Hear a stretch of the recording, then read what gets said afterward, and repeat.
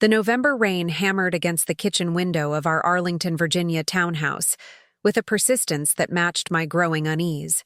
I stood at the granite counter, my hands wrapped around a mug of coffee that had gone cold 20 minutes ago, staring at the phone that wasn't mine. It was 7:43 a.m. on a Tuesday, and my husband Mark had just rushed out the door for his morning commute to the consulting firm where he worked. In his typical frantic fashion, he'd left his phone charging on the counter, something he never did. Mark was practically surgically attached to that device. In our 8 years of marriage, I could count on one hand the number of times he'd forgotten it. The notification had lit up the screen just as I was rinsing my coffee mug. I wasn't trying to snoop. I wasn't that kind of wife. But the preview was right there, impossible to miss. Jessica Palmer, I miss you. Can't stop thinking about last night. My heart stopped. Then it started again, beating so hard I could feel it in my throat. Jessica Palmer. I knew that name. She was one of Mark's coworkers, a senior analyst who'd joined his team about 6 months ago. He'd mentioned her a few times, always professionally. Jessica finished the quarterly report. Jessica has a different approach to the client pitch. Never anything that would make me suspicious. Until now. I set down my mug with shaking hands. The townhouse suddenly felt too quiet. Our golden retriever, Bailey, was still asleep in his bed by the fireplace. The dishwasher hummed its final cycle. Outside, I could hear Mrs. Chen from next door starting her car, beginning her own Tuesday routine. Everything was normal. Everything was exactly as it had been 15 minutes ago when I'd kissed Mark goodbye and told him to drive safely in the rain. Except nothing was normal anymore. I picked up Mark's phone, my finger hovering over the screen. I'd never invaded his privacy like this. We'd always had trust, or at least I thought we did. But that message, I miss you. Can't stop thinking about last night. What happened last night? Last night, Mark had come home at 9:30 p.m., claiming the team had worked late on a critical proposal for a new client. He'd looked tired, stressed even. I'd heated up the lasagna I'd made for dinner, and we'd eaten together while half watching a cooking show on Netflix. He'd seemed distant, distracted. I'd attributed it to work stress. Now I wondered if it was guilt. My thumb unlocked the phone. I knew his passcode, 0724, our wedding anniversary. He'd never hidden it from me. Why would he? We were supposed to be partners. Supposed to tell each other everything. The message thread with Jessica Palmer opened, and my stomach dropped. There were dozens of messages, scrolling back weeks. I sat down heavily on one of our kitchen bar stools, my legs suddenly unable to support me. Jessica, 3 weeks ago. That coffee break was the highlight of my day. You make me laugh like no one else does. Mark. Same here. It's nice to talk to someone who really gets me. Jessica, 2 weeks ago. Lunch today. I need to see you. Mark. Can't. Sarah's meeting me downtown. How about Thursday?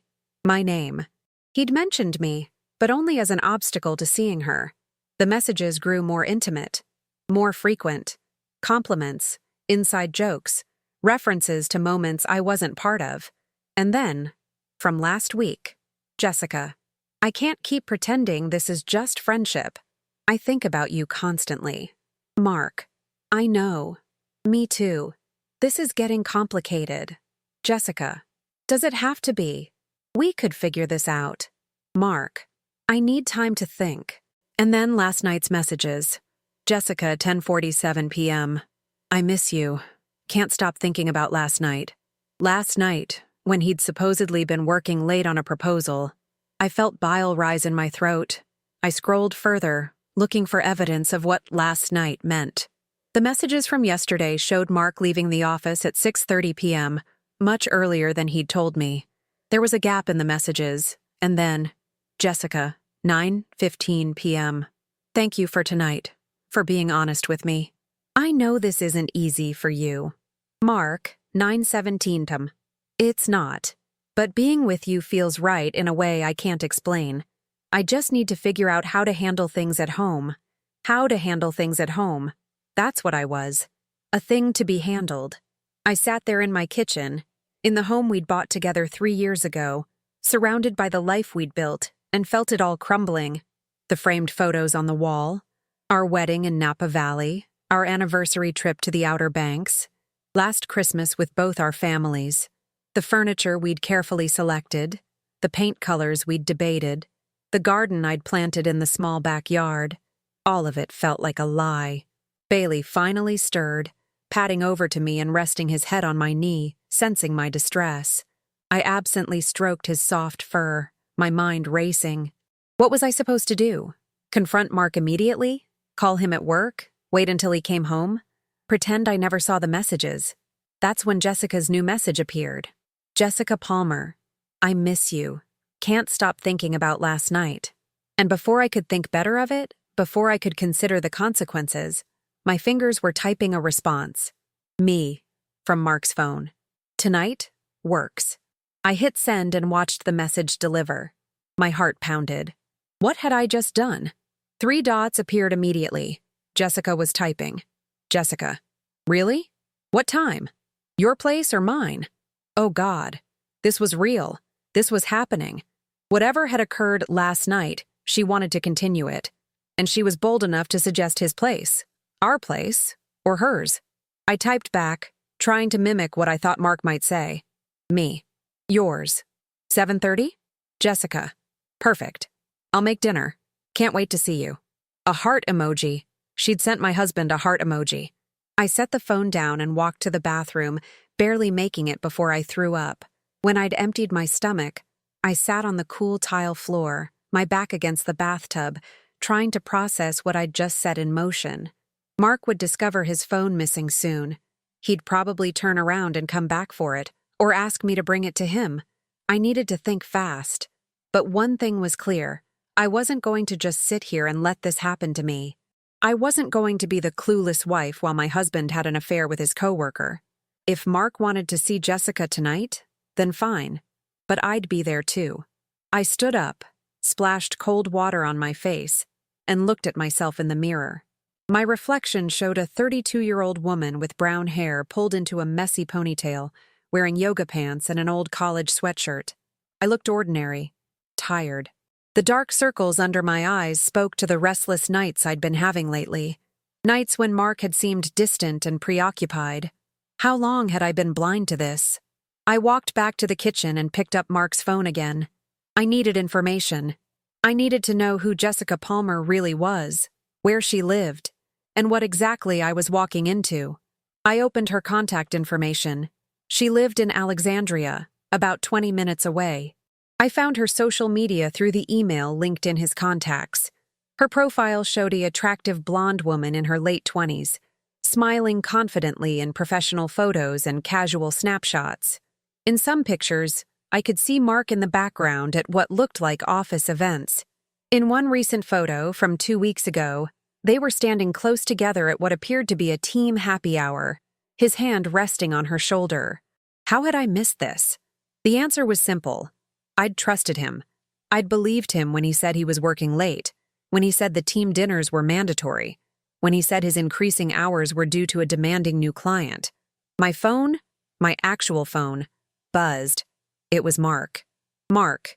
Hey, I left my phone at home. Can you bring it to me? I have an important meeting at 9. I stared at the message. This was my chance to confront him, to throw his phone at him and demand answers. But something stopped me. If I confronted him now, he'd have time to prepare, time to come up with excuses, time to coordinate with Jessica, to get their stories straight.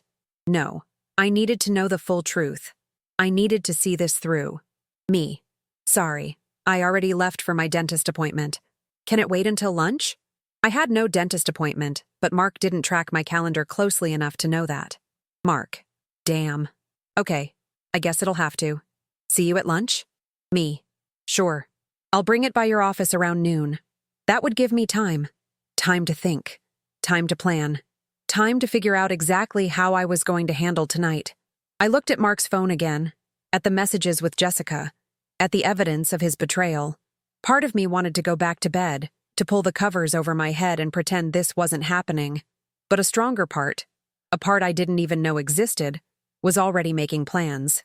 If Mark wanted to see Jessica tonight at 7:30, then I'd make sure that happened, but not the way either of them expected. I opened my laptop and began researching. I needed to know my rights. What happened in Virginia divorces? How was property divided? What did infidelity mean legally? The word divorce felt foreign in my mind, but I forced myself to type it into the search bar. The rain continued to fall outside, washing over the windows of the home I'd thought was built on solid ground. Now I knew better. Now I knew that everything I'd believed about my marriage had been as insubstantial as morning mist, easily burned away by the harsh light of truth. Bailey came and sat beside me, loyal and steady. At least someone in this house could be counted on.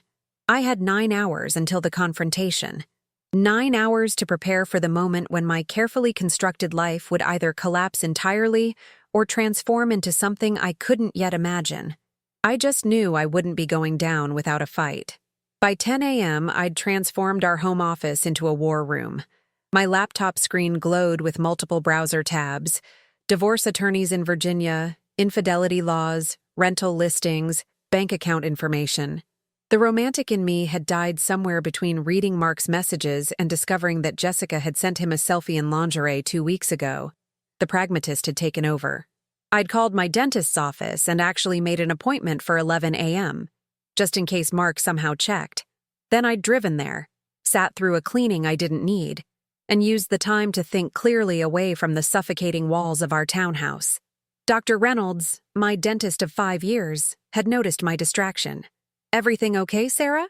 she'd asked, her kind eyes visible above her mask. "You seem tense. More than usual for a dental visit." I'd forced a smile. "Just work stress." Us? It wasn't entirely a lie. My work as a freelance graphic designer had taken a back seat lately to managing our household, to being the supportive wife while Mark climbed the corporate ladder. How stupid I'd been, clearing his path while he walked it with someone else. Now, at 11:45 a.m., I sat in my car outside Mark's office building in Crystal City, his phone in my purse, my mind clearer than it had been in hours. The rain had stopped, leaving the November sky a flat, colorless gray that matched my mood.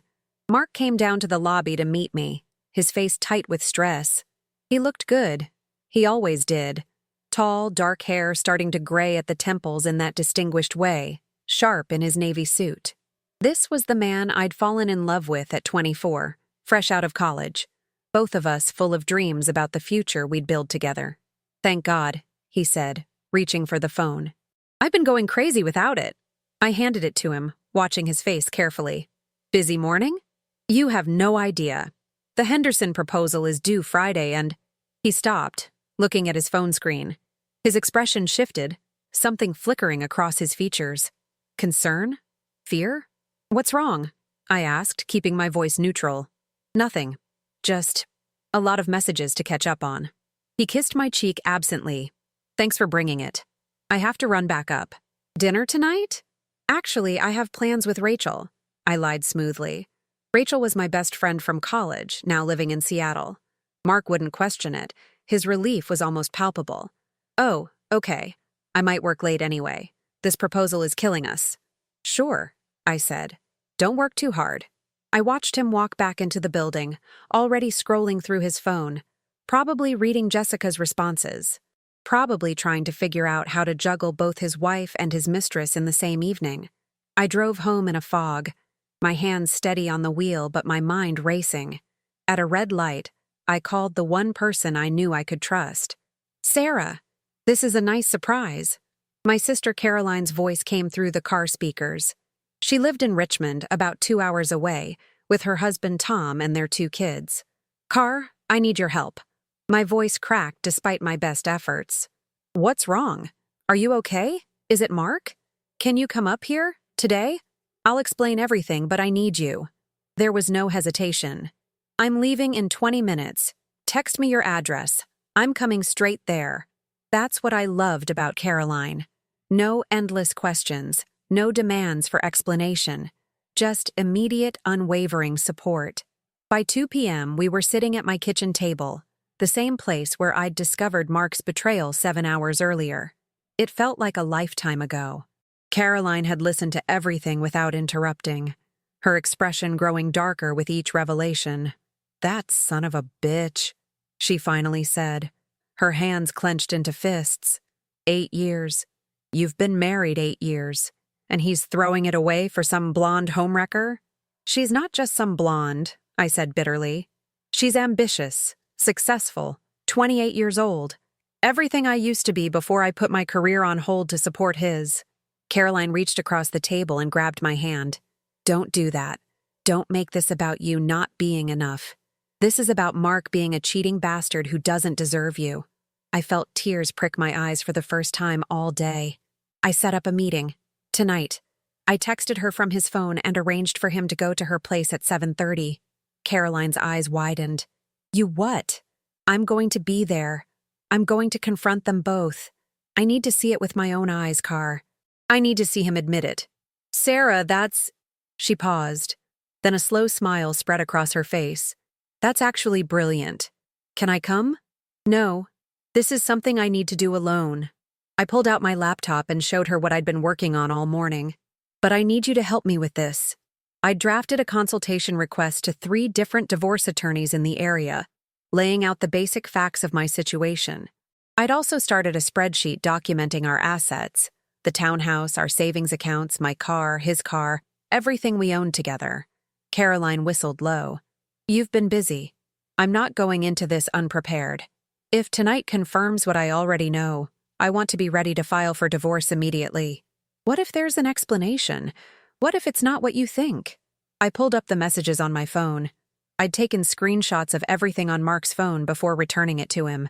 Read these and tell me what other explanation there could be. Caroline scrolled through them, her jaw tightening. When she got to the lingerie photo Jessica had sent, she actually gasped. Oh, hell no! This bitch has got to go. Despite everything, I almost smiled. Caroline had always been a fighter. Growing up, she'd been the one defending me on the playground, standing up to my bullies, fierce and loyal to a fault. Help me figure out what to wear, I said. What? Tonight. When I show up at Jessica Palmer's apartment at 7:30, I want to look good. No, I want to look incredible. I want Mark to see exactly what he's losing. Caroline grinned. Now you're talking. We spent the next hour going through my closet. I'd let my wardrobe slide into comfortable domesticity, yoga pants, oversized sweaters, practical shoes. But buried in the back, I found remnants of my former self. The black dress I'd worn to Mark's company holiday party 2 years ago. The heels that made my legs look a mile long. The leather jacket that made me feel powerful. This, Caroline said, holding up the dress. With the heels and the jacket. Hair down and straightened. Minimal makeup, but that red lipstick you wore at your wedding. I looked at myself in the mirror, holding the dress against my body. I barely recognized the woman staring back at me. When had I stopped being her? I'm scared, I admitted quietly. Good. You should be. This is terrifying. Your life is about to change completely. Caroline came to stand beside me, meeting my eyes in the mirror. But you're strong enough to handle it. You always have been. At 4 p.m., Caroline helped me set up my laptop to record. I'd decided I wanted documentation, not for revenge, though that thought had crossed my mind, but for the divorce proceedings. Virginia was a fault-based divorce state, and proof of adultery could matter. At 5 p.m., I started getting ready. I showered, taking my time, washing away the last remnants of the naive wife I'd been this morning. I dried my hair straight, applied makeup with more care than I had in months, and slipped into the black dress. Caroline zipped me up. You look like a woman who's about to burn someone's life down. That's the idea. At 6 p.m., I looked up Jessica's address again. She lived in a modern apartment building in Old Town Alexandria, the kind with a doorman and high rent. I wondered if Mark had been there before. I wondered how many times he'd lied to me to spend time there. At 6:30 p.m., Caroline hugged me tight. Call me the second you're done. I don't care what time it is. And Sarah, don't let them make you feel small. You're the one with the power here. You know the truth. They're just scrambling in the dark. At 6:45 p.m., I got in my car, my sensible Honda CR-V, paid off and reliable, just like I'd been, and drove toward Alexandria. The evening traffic was heavy, people heading home from work, returning to their normal lives and normal relationships. I envied them. I envied everyone who wasn't driving toward the implosion of their marriage. I parked 2 blocks from Jessica's building at 7:15 p.m. and sat in the car, checking my appearance in the rearview mirror. The woman looking back was composed, beautiful even, but her eyes held a hardness that hadn't been there this morning. Mark's car pulled into the visitor parking at exactly 7:28 p.m. I watched him get out, run a hand through his hair, something he did when he was nervous, and walk into the building. He was carrying a bottle of wine and a bouquet of flowers. Flowers. He'd brought her flowers. When was the last time he'd brought me flowers? Our anniversary? My birthday? I couldn't even remember. I waited exactly 2 minutes, then got out of my car. The November air was cold, biting through my jacket, but I barely felt it. My heels clicked on the sidewalk with each determined step. The doorman looked up as I approached. "Can I help you?" "I'm here to see Jessica Palmer in 4B. She's expecting me." Not entirely a lie. She was expecting someone. Name? Sarah Mitchell. Let her wonder about that when he called up. But he didn't call. He just nodded and gestured to the elevator. 4th floor. My heart pounded as the elevator rose. Each floor number lighting up felt like a countdown to detonation. 4th floor. The doors opened. 4B was at the end of a nicely carpeted hallway. I could hear music playing inside, something soft and romantic. I could hear laughter. Mark's laugh. I raised my hand and knocked. 3 sharp raps that cut through the music. The laughter stopped. Footsteps approached. The door opened. Jessica Palmer stood there in a red dress that left little to the imagination, her blonde hair cascading over her shoulders, a smile on her face that died the instant she saw me. "Hi, Jessica," I said, my voice steady and cold as ice. "I got your message. You said tonight works, so here I am." I pushed past her into the apartment before she could react. And there was Mark, standing in her living room with a wine glass in his hand, his face draining of all color. "Sarah," he started, but I held up my hand. "Don't." I looked around the apartment. Tastefully decorated, expensive furniture, floor-to-ceiling windows with a view of the Potomac. "Nice place. Is this where you've been spending your late nights at the office?" The look on his face told me everything I needed to know. "I can explain," he said, the wine glass trembling in his hand. "I'm sure you can. But first, let me explain something to you both." I turned to Jessica, who was still standing by the door, shocked into silence. "This morning, you texted my husband that you missed him and couldn't stop thinking about last night. So I texted back from his phone. 'Tonight works,' I said. And here we are." Jessica's hand flew to her mouth. "Oh my God." "Yeah, oh my God indeed." I turned back to Mark. 8 years, Mark. 8 years of marriage, and this is how you repay me? Sneaking around with your coworker? Lying about working late? Sarah, please." "How long?" I demanded. "How long has this been going on?" The silence stretched between us, heavy and suffocating. Finally, Mark spoke, his voice barely a whisper. 3 months. 3 months. A quarter of a year. All those nights he'd come home late. All those weekends he'd claimed to have work events. All those times I'd believed him because I trusted him. "Well," I said, surprised by how calm my voice sounded, "I hope she was worth it. Because as of this moment, our marriage is over." The words hung in the air like smoke after a gunshot. Mark's wine glass slipped from his hand, shattering on Jessica's hardwood floor, deep red liquid spreading like blood across the pale wood. "Sarah, wait," he started, but I wasn't done. "No, Mark, you wait. You've had 3 months to tell me the truth.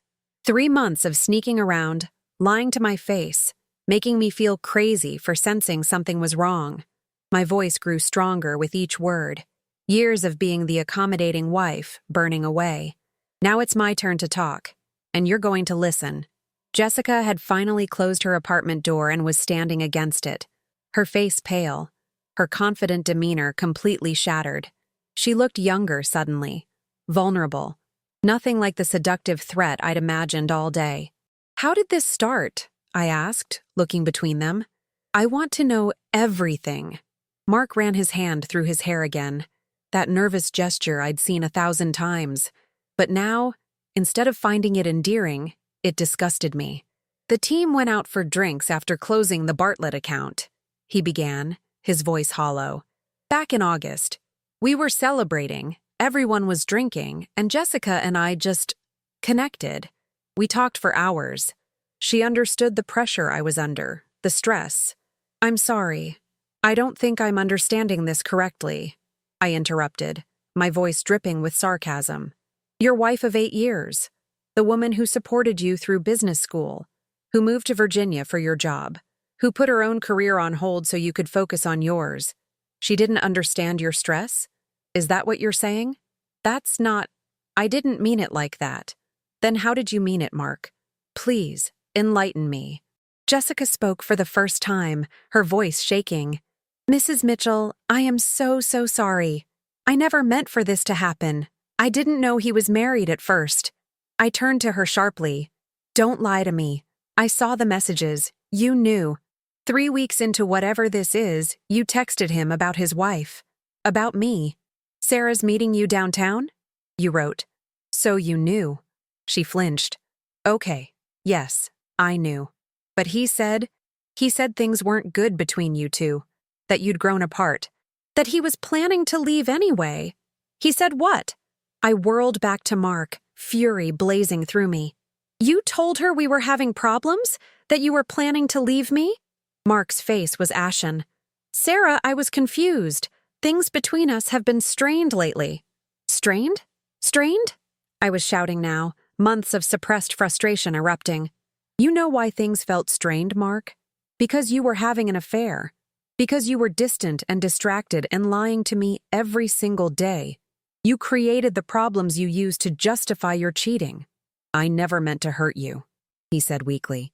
But you did. You hurt me in the worst way possible. I felt tears threatening, but I refused to let them fall. Not here. Not in front of them. Tell me about last night. What happened that made Jessica miss you so much this morning? Mark looked at Jessica, who looked at the floor. The silence was damning. We had dinner, Jessica finally said. Here. Mark said he had to work late, and we ordered Chinese food, had some wine, and we talked about us, about where this was going. And, I pressed, and he said he needed more time, that he couldn't just walk away from his marriage without being sure. She looked up at Mark with something that might have been real emotion. I told him I was willing to wait, that I loved him.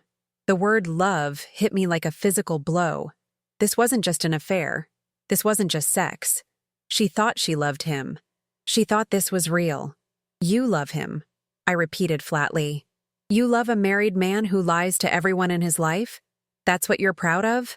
I'm not proud, she said, tears now streaming down her face. I know this is wrong.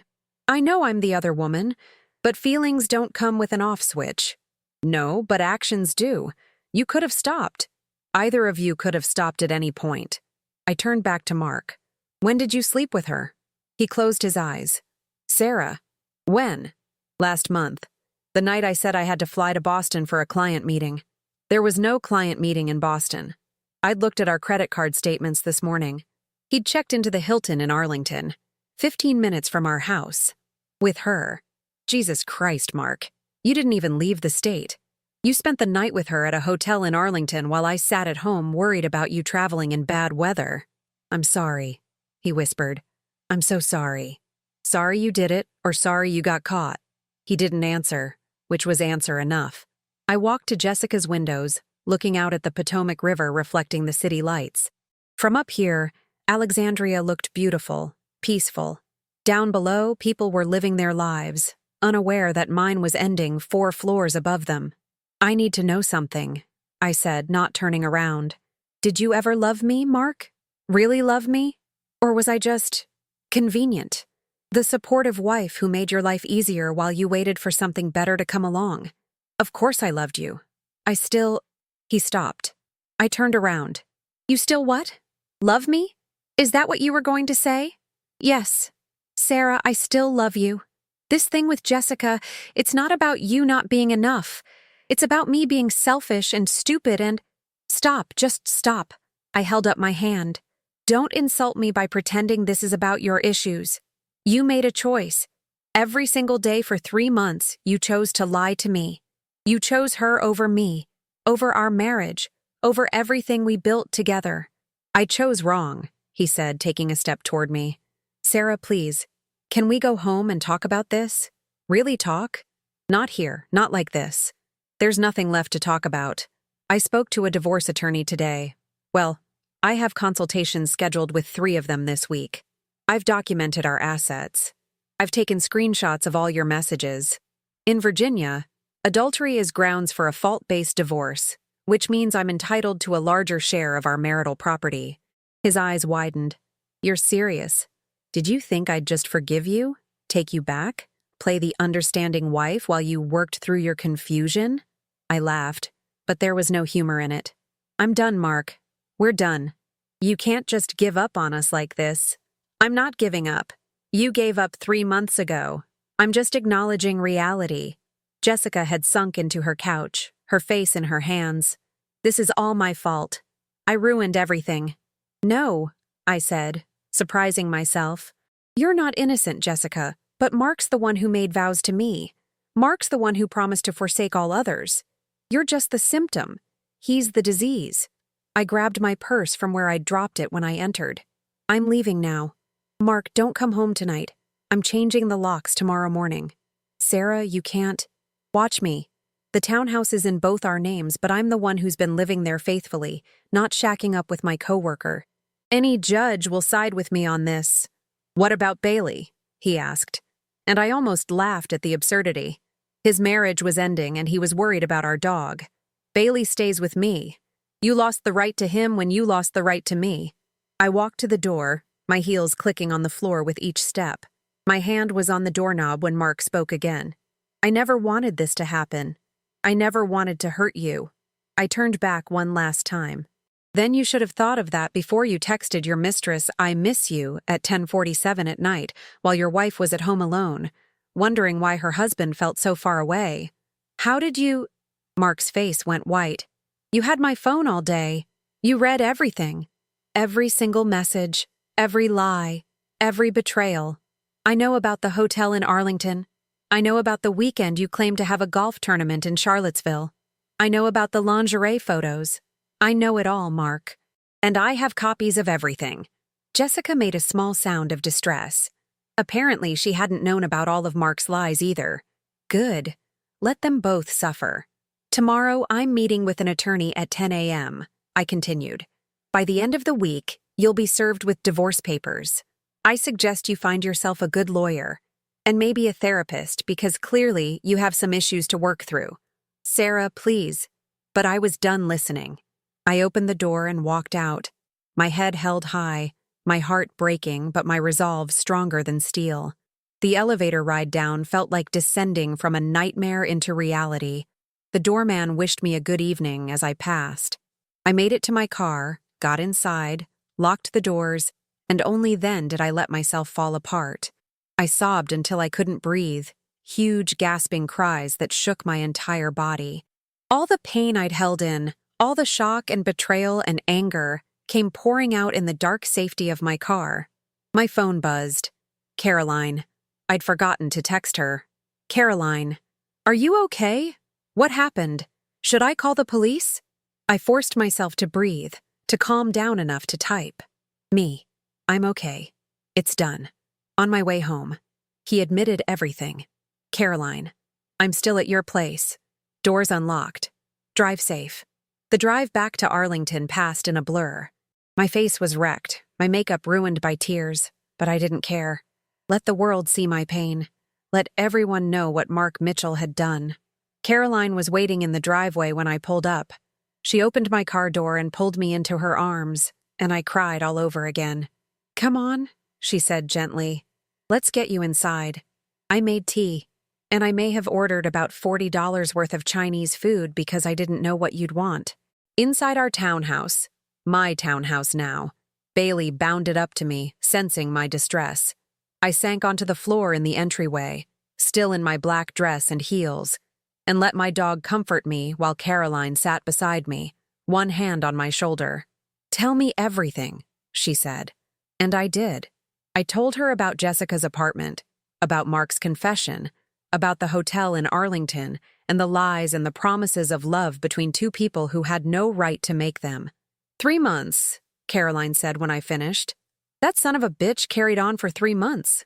The worst part is, I think he really does love her, or thinks he does. It's not just sex. He brought her flowers, Car. Flowers.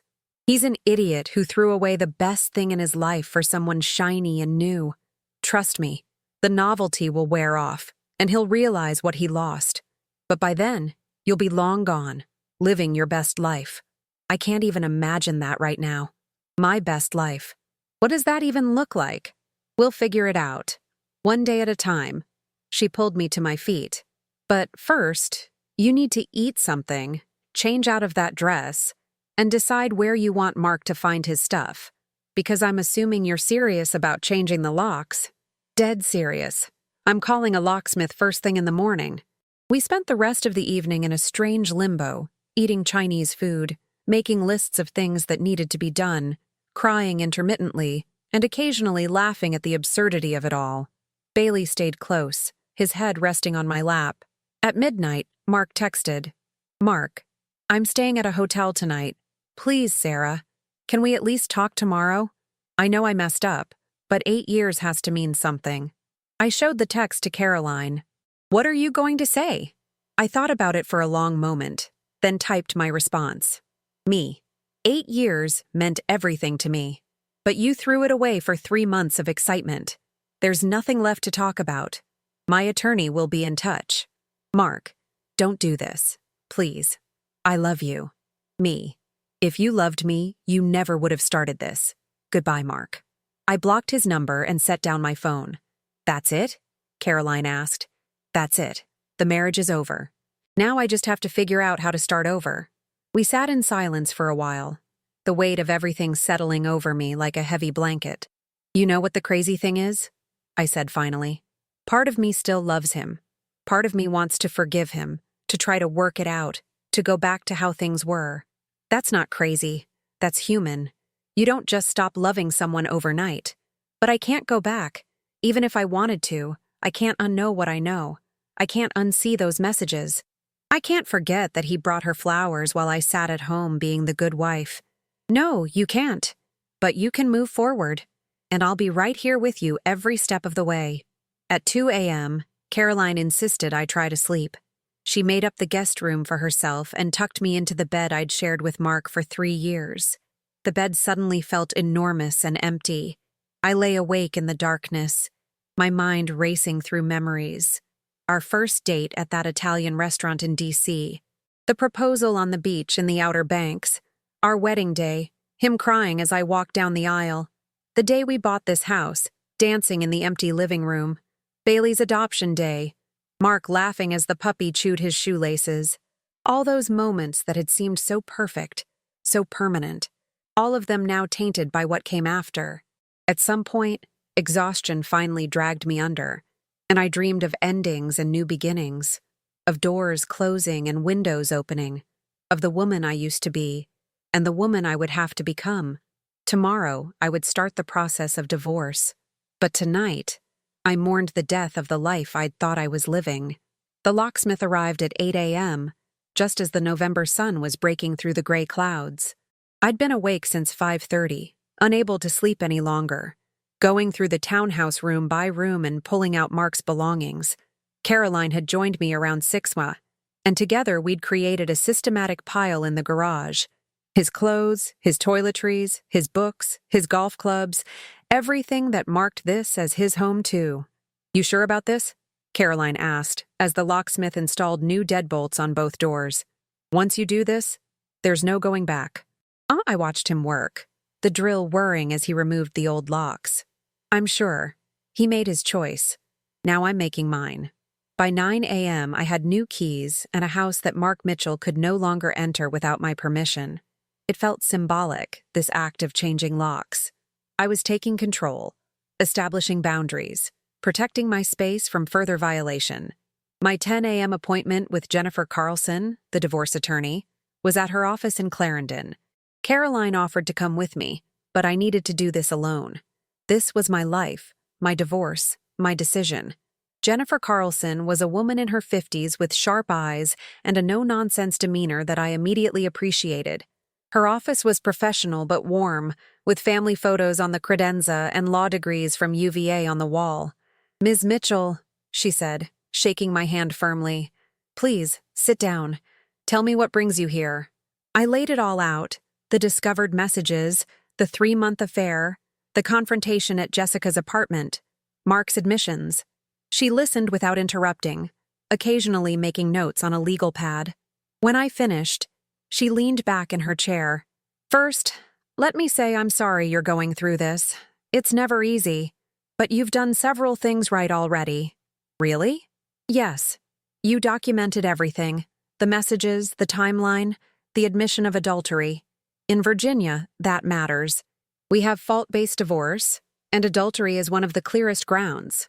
She pulled out a folder. "Now, let's talk about your assets." We spent the next hour going through everything. The townhouse, purchased 3 years ago for $425,000. Now worth about $480,000 with the mortgage nearly half paid off. Our savings account with $47,000. My car, paid off. His car, still being financed. My small freelance design business.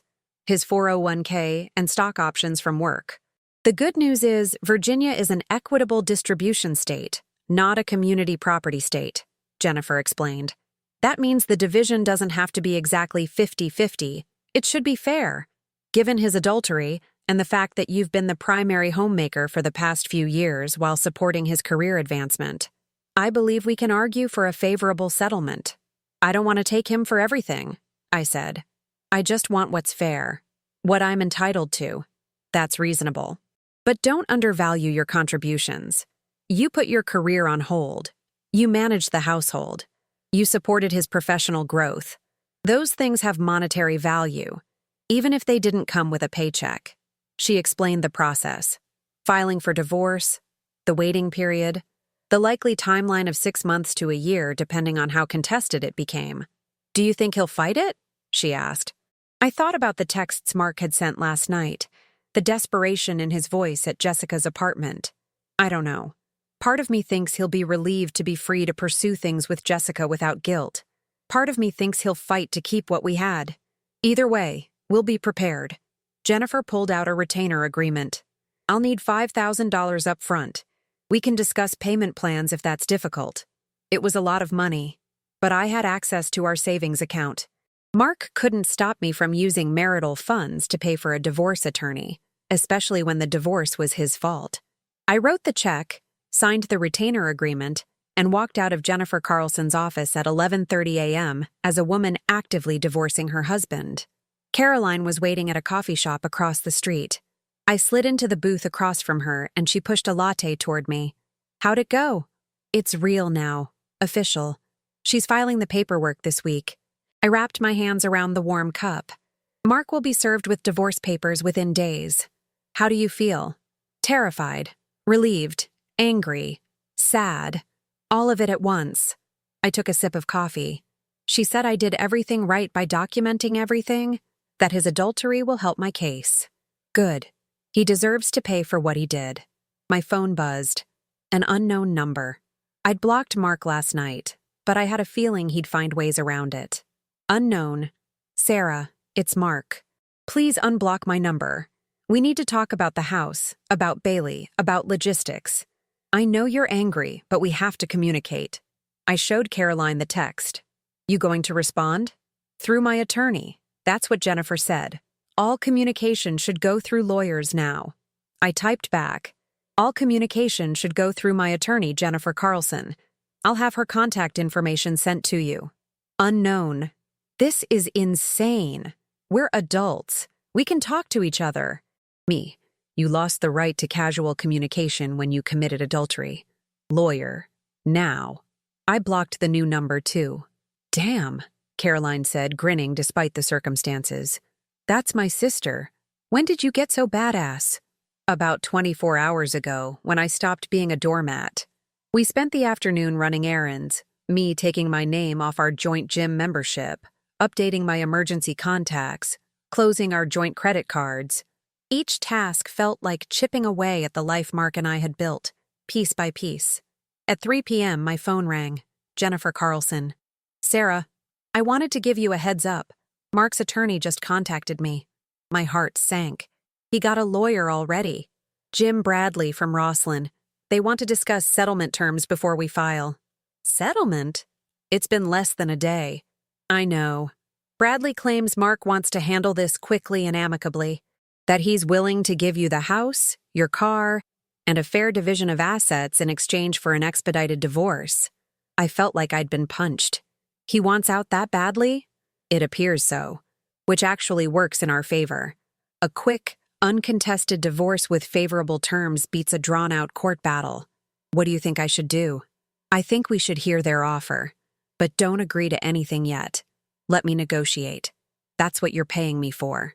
After I hung up, I sat in my car outside the bank, trying to process this new development. Mark wanted out quickly, which meant he wanted to be free to pursue things with Jessica without the complication of a wife. It shouldn't hurt anymore. I'd already decided to divorce him. But knowing he was eager to move on, that our 8 years together could be dissolved so quickly, cut deeper than I expected. That evening, Caroline made dinner, or tried to. She'd never been much of a cook, and the pasta was slightly overcooked and the sauce from a jar. But I appreciated the effort. "I have to go back to Richmond tomorrow," she said apologetically. "Tom's been handling the kids alone, and I have a work presentation on Friday."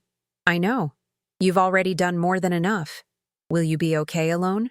I looked around the townhouse, the home that was now just mine, filled with the remnants of a marriage that was ending. I'll have to be. After Caroline left the next morning, the silence was deafening. Bailey followed me from room to room, sensing my distress. I tried to work on a design project for a client, but I couldn't focus. I tried to watch TV, but nothing held my attention. I tried to read, but the words blurred together. Finally, I did what I'd been avoiding. I logged onto Facebook and searched for Jessica Palmer's profile. Her latest post was from this morning. "Sometimes the right path is the hardest one. Trust the journey." The comments were full of supportive messages from friends who had no idea she was talking about breaking up someone's marriage. I felt sick. I kept scrolling. There were photos of her at office events, at brunches with friends, at yoga class. She looked happy, carefree, unburdened by the weight of what she'd done. Then I found a photo from a month ago. Mark and Jessica at what looked like a work happy hour, his arm around her shoulders, both of them laughing. The date stamp was October 18th. October 18th was our anniversary, our 8th anniversary. I'd made dinner reservations at our favorite restaurant. Mark had canceled at the last minute, claiming an emergency client call. He'd been with her on our anniversary.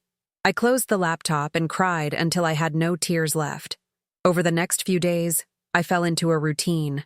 Wake up, feed Bailey, walk Bailey, try to work, fail to work, cry, repeat.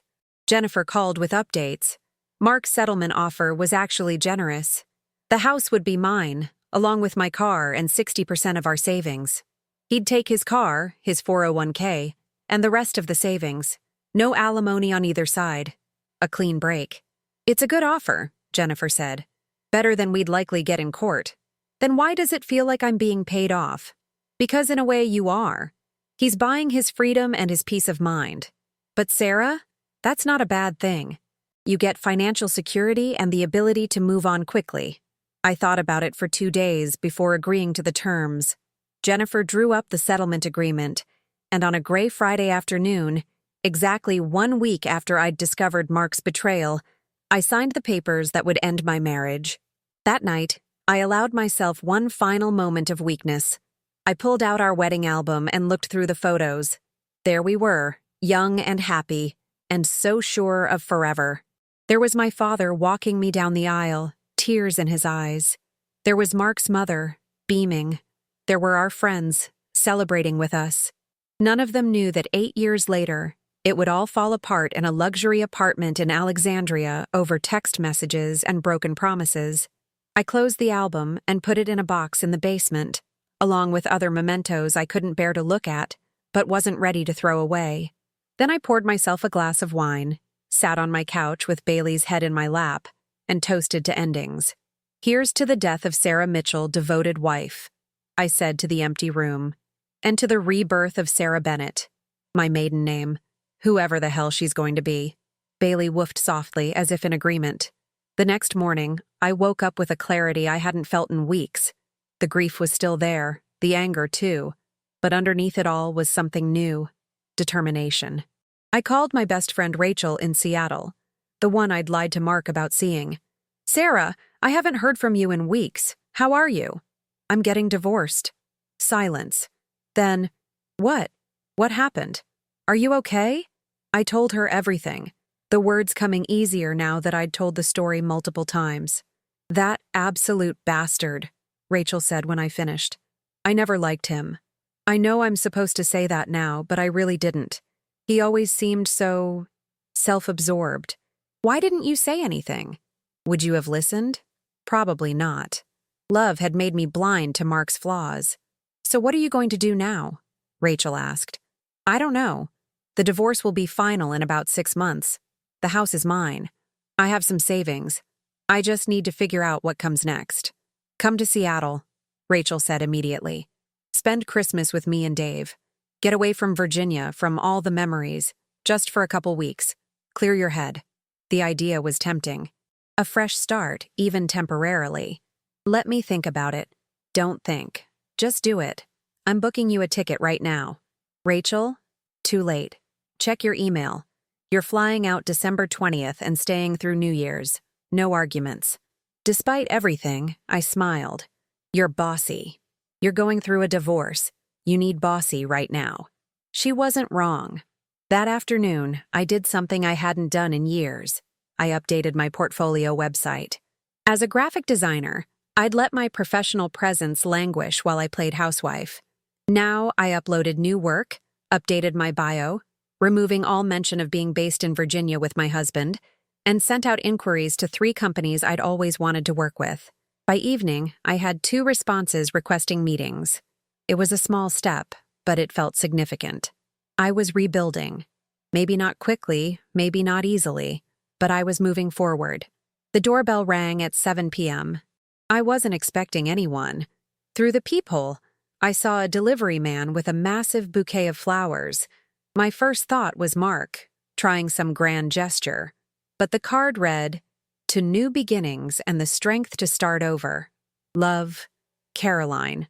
I put the flowers on the kitchen counter, their vibrant colors a stark contrast to the gray November world outside. They were beautiful, dahlias and roses and something purple I couldn't name. I took a photo and texted it to Caroline. "Thank you. For everything. Caroline, you're going to be okay, Sarah. Better than okay. You're going to be amazing." I wanted to believe her. I wasn't there yet, but maybe someday I would be. 3 months later, I stood in the conference room of a tech startup in Seattle, presenting a rebrand proposal that I'd spent 6 weeks developing. The CEO and creative director watched as I clicked through my presentation, explaining my vision for their company's new visual identity. "This is incredible," the CEO said when I finished. "Exactly what we were looking for. When can you start?" "I can have the preliminary designs to you by next week," I said, trying to keep my voice professional despite the thrill running through me. "Actually, I meant when can you start full-time? We'd like to offer you a position as our creative director." I felt my heart skip. A full-time position, in Seattle, away from Virginia, from the memories, from the ghost of my marriage. "Can I think about it?" I asked. "Of course. Take the weekend. We'll send over a formal offer letter Monday." I left the building and walked through downtown Seattle, the February rain misting my face. The city felt alive in a way Virginia hadn't in months. Or maybe I felt alive in a way I hadn't in years. My phone buzzed. Jennifer Carlson. "Jennifer, divorce is final. Judge signed off this morning. You're officially single." I stopped walking, letting the words sink in. Officially single. The marriage was over. 8 years. Dissolved. Sarah Mitchell was dead. Sarah Bennett had risen from the ashes. I should feel sad, I thought. This should hurt. But standing there in the Seattle rain, all I felt was relief. I called Rachel. Hey, how'd the presentation go? They offered me a job, full-time creative director. Sarah, that's amazing. Are you going to take it? I looked around at the city, the coffee shops and bookstores, the mountains in the distance, the water of Puget Sound. A place with no memories of Mark, no reminders of who I used to be. Yeah, I said, surprising myself with how certain I sounded. I think I am. Oh my God, you're moving to Seattle. We're going to be in the same city. Her excitement was contagious. I guess I am. We have to celebrate. Dave and I are taking you to dinner tonight. Somewhere fancy. My treat. That evening, dressed in a new dress I'd bought for the presentation, I sat at a restaurant overlooking Elliott Bay with Rachel and her husband Dave, toasting to new beginnings. To Sarah, Rachel raised her glass, who discovered she didn't need a husband to be complete. To Sarah, Dave echoed. The most resilient person I know? I clinked my glass against theirs. To surviving the worst and coming out stronger. As we ate and talked and laughed, I felt something shift inside me. The weight I'd been carrying since November, the betrayal, the anger, the grief, began to lift. It didn't disappear entirely. I suspected it would be with me for a while yet, but it no longer defined me. My phone buzzed with an email. The formal job offer from the startup, complete with salary and benefits that were significantly better than what I'd been making freelancing.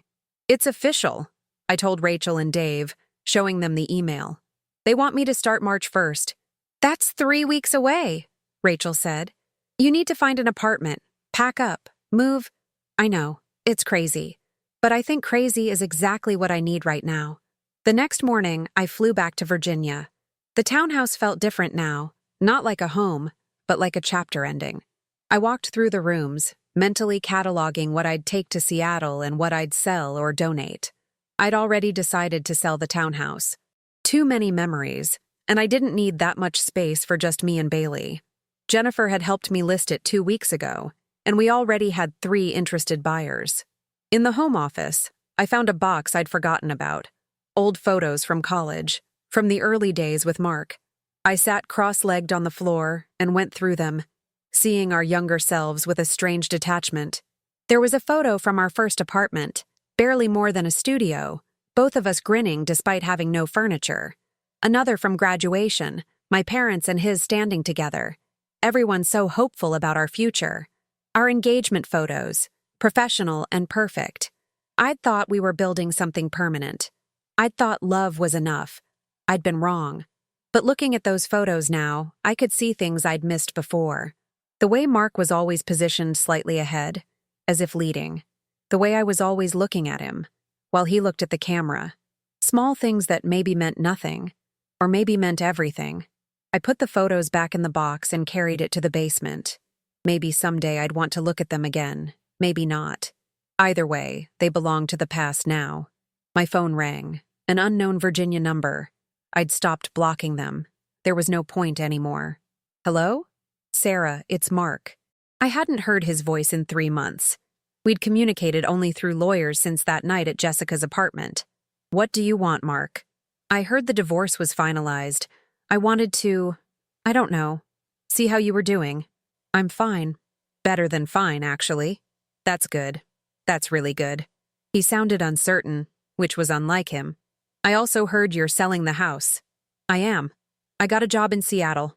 I'm moving in 3 weeks. Silence. Then, Seattle? That's across the country. Yes, it is. Fresh start and all that. Sarah, He paused. I wanted to say I'm sorry. Really sorry. For everything. I handled things terribly. You deserved so much better. Yes, I did. But thank you for saying that. Are you happy? The question surprised me. I'm getting there. Some days are better than others. But I'm moving forward, which is more than I could say a few months ago. Good. You deserve to be happy. Another pause. Things didn't work out with Jessica. I should have felt vindicated, but I just felt empty. I'm sorry to hear that. No, you're not. You're right, I'm not. But I'm also not glad. I'm just indifferent. What you do with your life now isn't my concern anymore. Right, of course. He cleared his throat. Well, I should let you go. I just wanted to check in. Make sure you were okay. I'm more than okay, Mark. I'm free. After I hung up, I sat with the finality of it. That was probably the last time I'd ever speak to Mark Mitchell. The man I'd loved for over a decade was now just someone I used to know. It should hurt more, I thought. But it didn't. I'd cried all my tears. I'd grieved the marriage, the future I'd planned, the person I'd been when I was his wife. Now I was ready to be someone new. The next 3 weeks passed in a blur of packing, paperwork, and preparation. Caroline drove up to help me pack, and we spent long days going through years of accumulated belongings. "You sure about this?" she asked as we wrapped dishes in newspaper. "Moving across the country, starting over?" "I'm sure. There's nothing keeping me here anymore. My career can be anywhere. My marriage is over. My parents are in Florida. You're in Richmond. Why not Seattle?" "Fair point. But I'm going to miss you." "You can visit. Anytime. I'll get a place with a guest room." "I'm holding you to that." The townhouse sold quickly to a young couple expecting their first child. They walked through, seeing possibilities where I saw ghosts. Good. They'd make new memories here. Better ones. On February 28th, I loaded the last box into the moving truck. Caroline and Bailey would fly to Seattle with me the next day. She'd taken a week off to help me settle in. I stood in the empty townhouse one final time, looking at the rooms where I'd laughed and cried, where I'd been a wife and then stopped being one, where I'd discovered betrayal and found strength. "Goodbye," I said to the empty rooms. "Thank you for the lessons, even the hard ones." Then I locked the door for the last time and drove away without looking back. Seattle welcomed me with typical March weather, gray skies and steady rain. But I'd learned to appreciate the rain. It washed things clean, made way for new growth. My new apartment was in Capitol Hill, a one-bedroom with hardwood floors and big windows. It was smaller than the townhouse, but entirely mine. I hung my framed design work on the walls instead of wedding photos. I bought furniture I liked without consulting anyone. I painted the bedroom a deep teal that Mark would have hated. The startup job was everything I'd hoped for. Creative freedom, collaborative colleagues, challenging projects. I threw myself into work, rebuilding the career I'd let languish. Rachel became my anchor in the new city, introducing me to her friends, dragging me to book clubs and trivia nights, refusing to let me isolate myself. "You're not becoming a hermit on my watch," she'd say, showing up at my apartment with takeout and plans. Slowly, Seattle stopped feeling new and started feeling like home. One Saturday in April, I was at a coffee shop working on a freelance project when a man at the next table asked if I could watch his laptop while he got a refill. "Sure," I said, barely looking up. When he came back, he paused. "Hey, aren't you the new creative director at NextGen? I saw your rebrand presentation at the Tech Mixer last month." I looked up, really seeing him for the first time. Tall, sandy hair, warm brown eyes, probably early 30s. "That's me. Sarah Bennett. James Chen. I'm a product manager at CloudSync." He gestured to the empty chair. "Mind if I sit? I'd love to hear more about your design philosophy." We talked for 2 hours, about work at first, then about Seattle, then about life. He was funny and smart and easy to talk to. When he asked for my number, I gave it to him. "Maybe we could get coffee sometime?" he suggested. I mean, real coffee, not just coincidentally sitting in the same coffee shop. I smiled. "I'd like that." As I walked home that evening, Bailey trotting beside me, I realized I hadn't thought about Mark in days. The pain that had consumed me in November had faded to a dull ache, and even that was becoming less frequent. I wasn't healed, not completely. Some scars would always be there. But I was healing. I was rebuilding. I was becoming someone I actually liked. That night, I FaceTimed Caroline to tell her about meeting James. "A date? Sarah Bennett, are you ready for that?" "I don't know if it's a date, but I think I'm ready to find out." "Good for you. You deserve someone who sees your value." "Maybe. Or maybe I just deserve to be happy on my own for a while." Either way, I'm not the woman I was 6 months ago. That Sarah would have been terrified to start over. This Sarah? She's excited. "I'm proud of you, sis." You took the worst thing that could happen and turned it into an opportunity. After we hung up, I opened my laptop and looked at my design portfolio. 6 months ago, it had been gathering digital dust. Now it was vibrant and current, a testament to the work I'd been doing, the person I was becoming. I thought about that November morning when I'd found Mark's phone on the counter, when Jessica's message had shattered my world. If someone had told me then that 6 months later I'd be living in Seattle with a new job, new friends, and a new life, I wouldn't have believed them. But here I was, stronger, wiser, free. My phone buzzed. A text from James. Still thinking about our conversation today. That coffee date. How about Tuesday? I smiled and typed back. Tuesday works. Some endings, I'd learned, were really beginnings in disguise. Mark's betrayal had destroyed my marriage, but it had also freed me to become someone better, stronger, more authentic than the woman who'd spent 8 years making herself smaller to fit into someone else's life. I walked to my window and looked out at the Seattle skyline. The Space Needle lit up against the darkening sky. Somewhere in Virginia, Mark was living his life. Somewhere in Alexandria, Jessica was living hers. But here, in this moment, in this city, I was living mine. And for the first time in a long time, that was more than enough. I poured myself a glass of wine and toasted to the empty apartment. To Sarah Bennett, I said aloud. To new chapters, to courage, to knowing your worth, to walking away from what doesn't serve you, to building a life you actually love. Bailey woofed in agreement and I laughed. A real, genuine laugh that came from somewhere deep and true. The woman who'd stood in that Arlington kitchen 6 months ago, heartbroken and betrayed, would barely recognize me now. And that was exactly the point. I'd survived the worst. I'd confronted my fears. I'd rebuilt my life from the ground up. I'd discovered that I didn't need someone else to complete me. I was already whole on my own. Mark's betrayal had been a gift, though it had taken me months to see it. It had forced me to rediscover who I was beneath the role of wife, to remember the dreams I'd put on hold, to reclaim the parts of myself I'd lost in trying to be what someone else needed. Outside, the Seattle rain fell soft and steady, washing the city clean.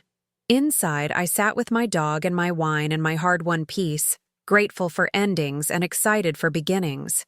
Tomorrow, I'd go to work at a job I loved. Tuesday, I'd have coffee with someone new. Next month, Caroline would visit for a long weekend. In 6 months, a year, 5 years, who knew what would come? But for tonight, this moment was enough. I was enough. And that knowledge, earned through pain and powered by resilience, was worth more than all the false security of my broken marriage. I raised my glass one more time to the woman in the reflection of the dark window. A survivor, a fighter, a woman who'd found herself in the ruins of her old life and built something better from the rubble. Here's to you, Sarah Bennett, I whispered. You made it, and you're just getting started.